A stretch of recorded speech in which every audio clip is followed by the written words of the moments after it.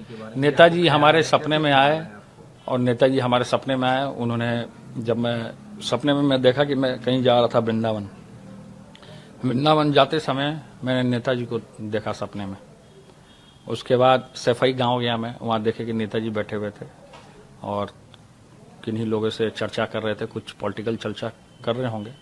वहाँ उस बीच मैं वहाँ मिला उनसे और वो हमको देखे तो आस्था पर रह गए कि आप तेज प्रताप जी अचानक से कैसे आ गए। हम लोग वृंदावन जा रहे थे, नेताजी आपसे मिलना था हमको।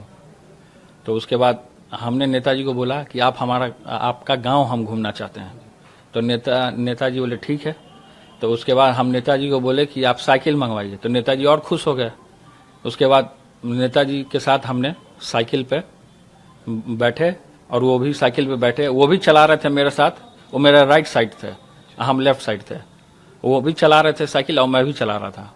तो फिर कुछ दूर मैं गया तो वहाँ कोई गांव में टूटा पुल था, तो वहाँ पे कोई औरत थी, कोई महिला थी खड़ी, गांव के ग्रामीण कोई होंगी, तो वो खड़ी थी। तो नेताजी से उन्होंने पूछा कि नेताजी इधर कहाँ? तो हम बोले कि हम जा रहे हैं, ये तेज प्रताप जी हैं, ये बिहार से आए हैं, इनको हम लेके अपना गाँव घुमाने जा रहे हैं। तो नेताजी कहीं गाँव में ही किसी की शादी हो रही थी, उसमें सम्मिलित हुए, हमको भी सम्मिलित कराए।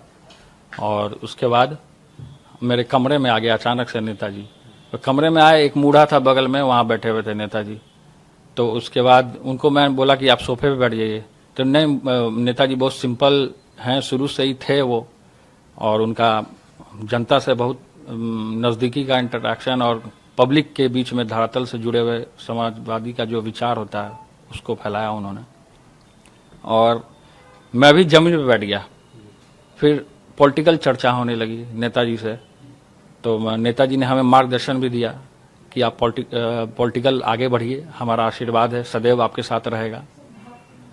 तो उसके बाद नेताजी ने घड़ी पहनते थे नेताजी, तो घड़ी उतार के हमको दिया उन्होंने। तो मैं उस घड़ी को लेकर के बहुत भावुक हो गया।